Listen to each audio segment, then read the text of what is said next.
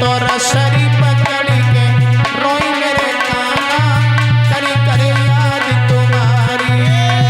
तो रसरी पकड़ के रोई मेरे काना करी करे याद तुम्हारी।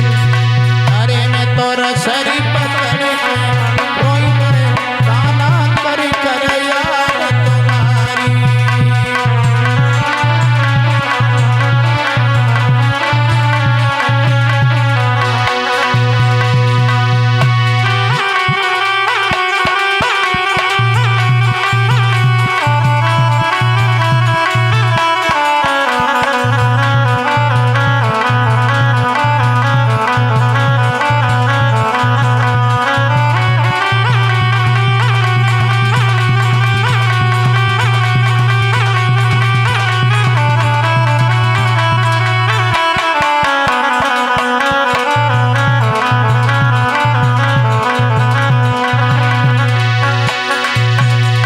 तो ये गुली पकड़ के रोई मेरे काना करे करे याद तुम्हारी। रोई मेरे काना करे करे याद तुम्हारी।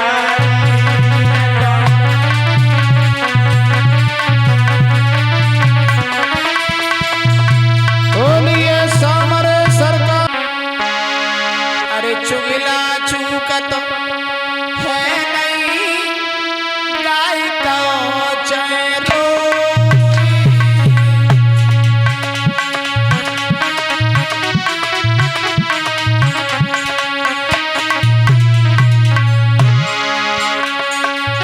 घरे घरे फूट कराएंगे करेंगे टके तो।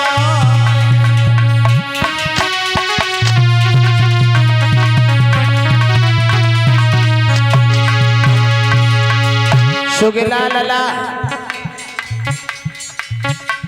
याद रखना, चुगला चूकता नहीं है। परीक्षित जी, चुगल से मन की बात कहो तो चुगल कबहू ना चूकेगो। पेड़ के नीचे ऊट करो तो पत्ता ही पत्ता सूतेगा।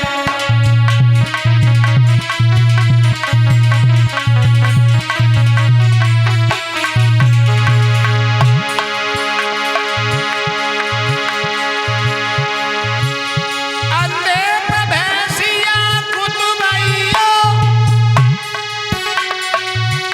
बुतनों की तेरा कूटेगा।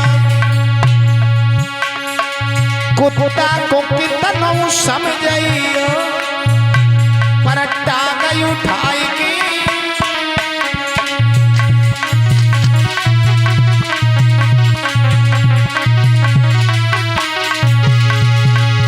मेरे भैया एक बात याद रखना, आदत वाला आदमी कभी आदत नहीं छोड़ता।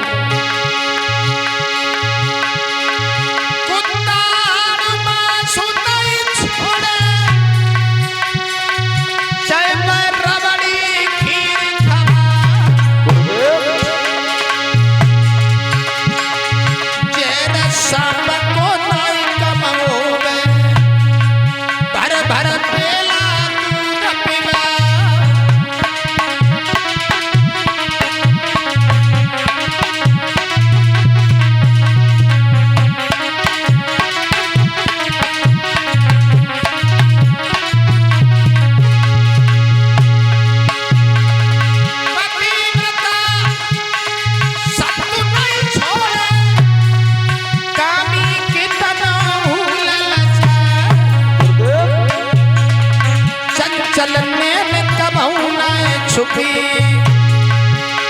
जय घूंघट टेढ़ा तलवा।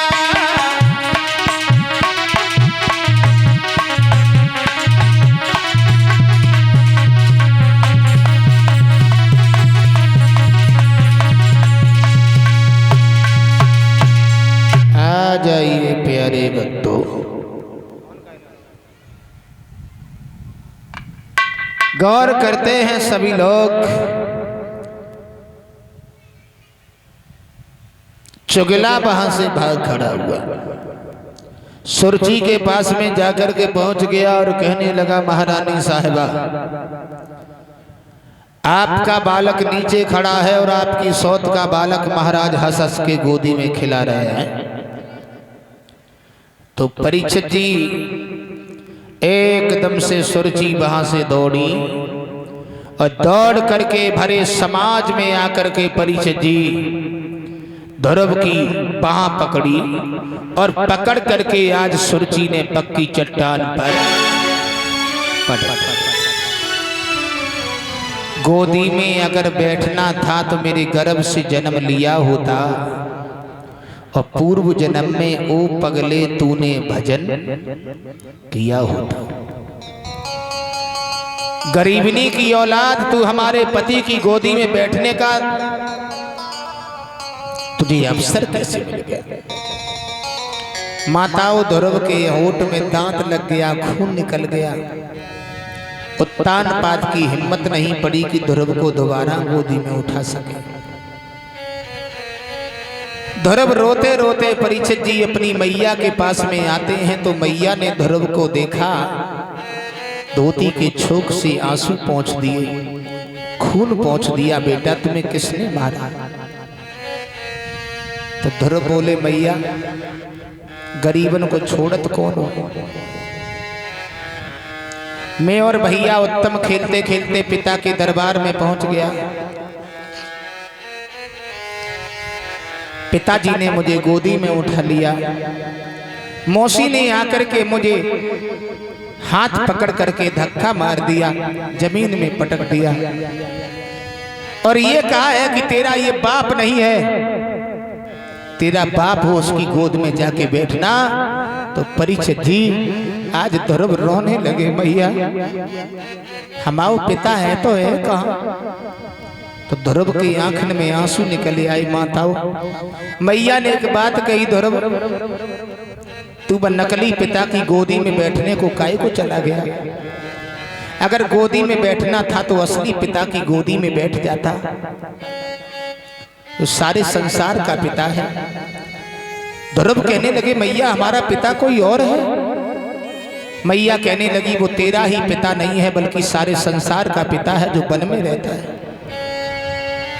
उस पिता के लिए तुझे भजन करना पड़ेगा। तो माताओं, मैया के ध्रुव ने पैर पकड़ लिए, मां हमें तू आशीर्वाद दे दे, मैं पिता की गोदी में बैठने के लिए जाऊंगा और जब तक पिता की गोदी नहीं मिलेगी तब तक मैं लौट के नहीं आऊंगा। मां परीक्षित जी, मैया ने अपने लाडले को छाती से लगा लिया। पुत्र तुम्हारी सूरत मैंने बड़े दिनों में देखी है, तुम्हारे पीछे मैं जोगी बन गई। आज तू हमसे जुदा होके चला जाएगा, तेरी बाल्यावस्था है, तुझे कोई शेर भगरना खा जाएगा। तो ध्रुव बोले, मैया जो हमारो बड़ो सौभाग्य है जो हमें कोई शेर भगरना खा जाएगा।